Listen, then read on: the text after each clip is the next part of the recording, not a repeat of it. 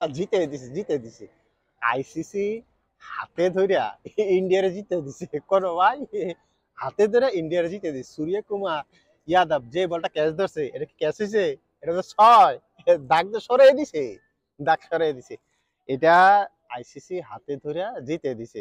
আর Virat Kohli state drive যে ছয়টা মারছে, এটা তো ভাই বাইচা গেছে, এটা কি ছয় হয়? এটা কোনো হিসাবে ছয় হয় না।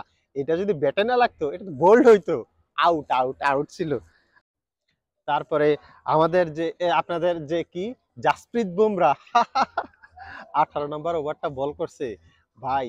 বল তো এগুলো ছয় ছিল, ছয় ছিল, অল্পের জন্য ছয় হয় নাই, কারণ তার ব্যাটে লাগে নাই, ব্যাটসম্যানের ব্যাটে লাগায় নাই, স্টাম্পে লেগে গেছে, এই জন্য আউট হয়ে গেছে।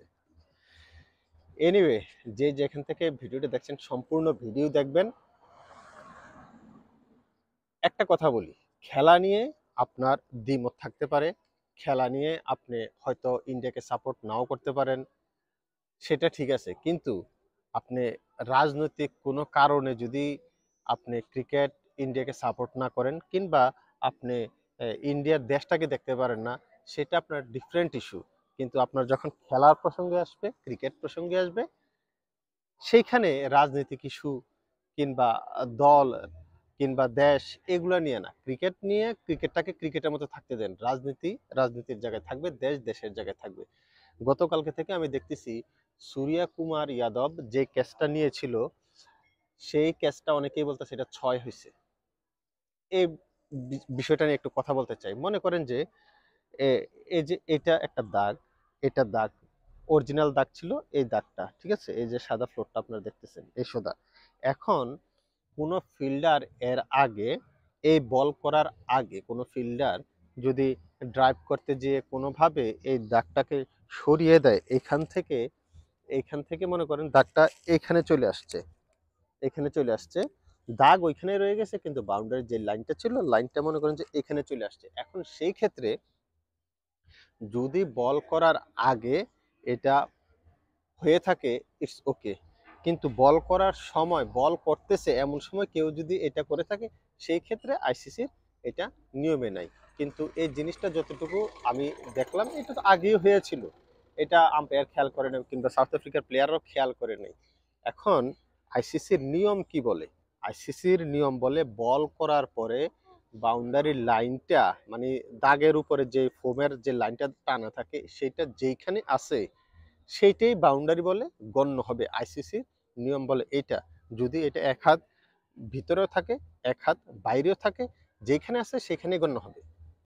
সুতরাং এটা যারা গতকালকে থেকে ট্রল করতেছেন, আপনারা আইসিসির নিয়ম না জেনেই ট্রল করতেছেন, যে পা দাগ তো ভিতরে ঠেলা দিয়ে দিছে, এটা কিভাবে, এটা আউট না, এটা সিক্স। আপনারা ক্রিকেটের নিয়ম জানেন না, আইসিসির সিস্টেমটা আপনি জানেন না, ভালোভাবে জেনে নেবেন তারপরে কথা বলবেন। যারা যারা এটা নিয়ে অনেক ট্রোল করতেছেন, দয়া করে এবার একটু থামেন, আইসিসির নিয়মটাকে আপনি ফলো করেন, নিয়ম যা বলে তাই, ঠিক আছে? বল করা অবস্থায় যদি কেউ সরিয়ে থাকে, সেক্ষেত্রে বলটা ডট হবে, কিন্তু বল করার আগে যে কোনো কারণে ফিল্ডার ড্রাইভ করতে যাই হোক, যেমনি হোক, যদি এটা আগে থেকে ভিতরে কিংবা বাইরে, মেইন বাউন্ডারির ভিতরে কিংবা বাইরে যেখানে থাকে, সেইটাকেই বাউন্ডারি বলে গণ্য হবে। আইসিসির নিয়ম আপনারা জেনে নেবেন। সুতরাং যারা বলতেছেন আইসিসি পক্ষপাতিত্ব করে ইন্ডিয়াকে জিতেছে, কিংবা চোরামি করে জিতেছে, ইন্ডিয়া সবসময় চোরামি করে, ভাই রিয়েলিটিটা মানেন। ইন্ডিয়া এই মুহূর্তে অনেক ভালো একটা টিম, অনেক ব্যালেন্স একটা টিম, যার কারণে ওরা জিতছে, এবং ওরা ভালো খেলে জিতছে। ইন্ডিয়ার যে জাসপ্রীত বুমরা ওয়ার্ল্ডের আমার দেখা সেরা টি-20 বোলার, বিরাট কোহলি, রোহিত শর্মা, ভাই এদের মতো প্লেয়ার বারবার আসবে না। আমি বিরাট কোহলির কালকে যখন দেখলাম যে সে অপশন নিয়ে নিছে, আমি অনেক বেশি কষ্ট পাইছি। এমন একটা প্লেয়ার তার টি-20 ম্যাচ আমি আর দেখতে পারবো না, খুবই খারাপ লাগছে।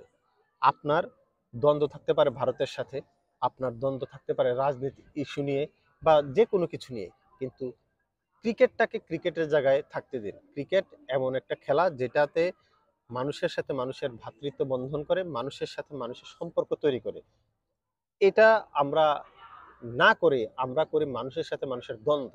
আপনি বাংলাদেশের সাপোর্টার, আমি বাংলাদেশের সাপোর্টার, কেন? আমরা জন্মগত বাংলাদেশি, এই জন্যই তো বাংলাদেশের সাথে যখন খেলা হবে ভারতের, আপনি সেখানে আপনি বাংলাদেশকে সাপোর্ট করবেন, ভারতকে সাপোর্ট করবেন না, এটা নর্মাল ব্যাপার। কিন্তু আপনি বাংলাদেশকে সাপোর্ট করেন বা যেই দলকে সাপোর্ট করেন, ভারতের যখনই খেলা হবে আপনি ভারতের বিপক্ষে, এটা ঠিক না। আপনি ক্রিকেটের পক্ষে থাকা উচিত। ঠিক আছে? ধন্যবাদ যে যেখান থেকে ভিডিওটি দেখেছেন। আশা করি আপনার এখানে যে ওয়াক্তের নামাজের সময় সেই ওয়াক্তের নামাজটি পড়ে নিয়েছেন।